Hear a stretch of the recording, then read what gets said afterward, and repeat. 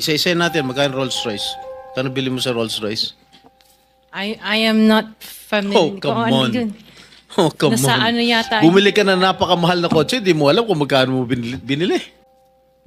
Ngayon lang ako nakarinig na isang tao o mag-asawa na ganito kadami ang kotse na mamahalin. Hindi na bali yung mga Fortuner, okay lang. Pero kayo, Rolls Royce, Maybach, Mercedes-Benz, Bentley, Escalade, Range Rover, ilan? GMC, Suburban, G63, di ko na nga naintindihan yan eh. O sabi ni Senator Soto, tapos pera ng gobyerno. Ano ba? Nasaan ang konsyensya nyo, madam? Noong nakaraang administrasyon, umalingaw-ngaw sa buong bansa ang eksenang ito. Sumalang ang lahat ng luxury cars na ito sa bulldozer, winasak mismo sa harap ng publiko, giniling hanggang maging scrap. Pero ngayon, matapos ang raid at investigasyon laban sa pamilya Diskaya, muling lumutang ang tanong, kailan isasalang sa bulldozer ang luxury cars ng Diskaya? Ano nga ba mangyayari sa lahat ng sasakyang ito? Totoo ba na maaari ito gamitin ng PNP bilang service vehicle tulad ng nakikita sa Dubai, Italy at Germany? Pero bago po ang lahat, baka pwede po palike yung video na ito.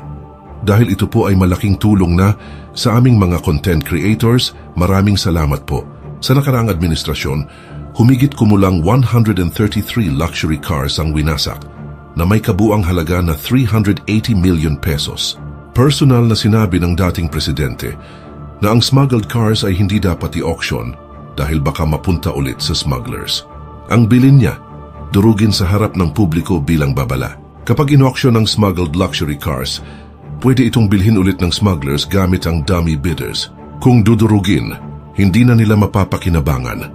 Para sa kanya ito ay malinaw na mensahe na walang sino man ang makakalusot sa batas at ang bawat iligal na yaman ay may katumbas na parusa. Ngayon matapos ang raid at investigasyon laban sa pamilya Diskaya, isa sa pinakamalaking tanong ng publiko ay kung ano ang mangyayari sa luxury vehicles na nakumpiska ng Bureau of Customs o BOC. Kabilang dito ang Rolls-Royce, Bentley, Maybach at iba pang high-end na sasakyan na milyon-milyon ang halaga. Sasagutin natin yan maya-maya. Kung may bagay na hindi mo inaasahan sa isang raid, ito ay eksenang parang galing sa pelikula. Isang compound ang biglang sinalakay ng tauhan ng Bureau of Customs. Sa compound ng St. Gerard Construction, General Contractor and Development Corp sa Barangay Bambang, Pasig City, ang kumpanyang pag-aari ng mag-asawang Diskaya. Sa unang inspeksyon, dalawa lang sa hinahanap na 12 luxury cars ang